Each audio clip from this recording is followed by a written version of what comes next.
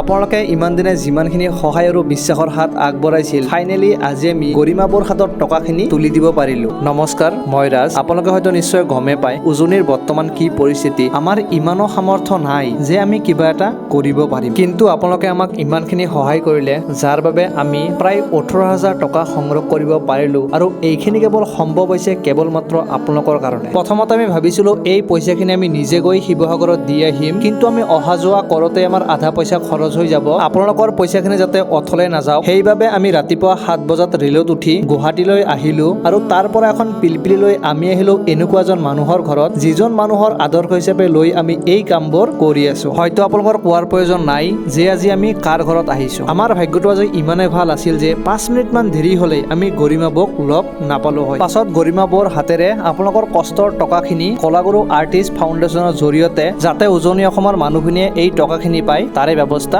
কৰিলো। শেষত ধন্যবাদ সকলোকে, আপোনালোকে ইমানখিনি সহায় কৰাৰ বাবে।